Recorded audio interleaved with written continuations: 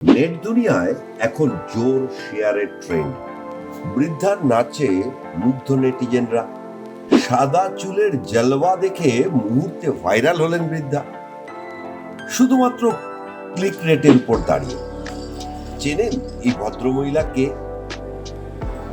এই নাচটা নিশ্চয়ই দেখেছেন। গালে হাত দিয়ে ভাবছেন এও কি সম্ভব? হ্যাঁ, ইনি হলেন কল্পনা আইয়ার। বয়স কত জানেন?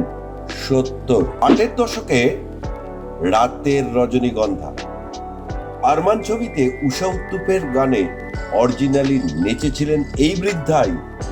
কপি তো দেখলেন সম্প্রতি ধুরন্ধরে। বলিউড হেয়ালি করে এই ভদ্রমহিলাকে কি নামে ডাকতো জানেন? ডিস্কো বার কুইন। তিনি ছিলেন বলিউডের 80-এর দশকের সেক্স বম। বলিউড দেখেছে হেলেনকে ক্যাবারে হিসেবে, আইটেম গার্ল হিসেবে।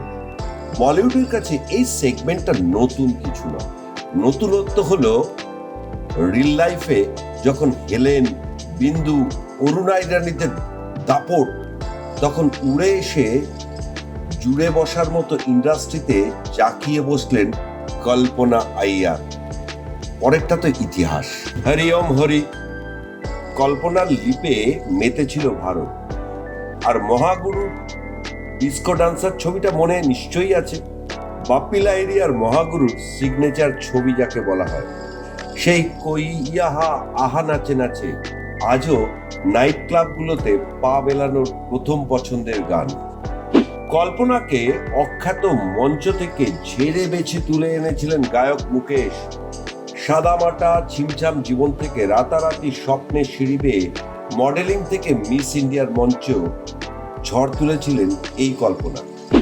তার সৌন্দর্য ছাপা হতো বিখ্যাত সিনে ম্যাগাজিনগুলিতে। 36, 24 আর 36 ঘুরত লোকের মুখে মুখে।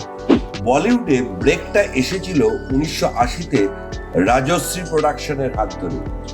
ছবিটা ততটা হিট না হলেও ততদিনে দেব আনন্দের লুটমারে জব ছায়ে মেরা জাদু ছিল মাইলস্টোন, যা ছিল আইটেম নাচের আইকনিক। সারা জীবন একা থাকলেও আইটেমে মাতিয়ে রাখতেন সবাইকে।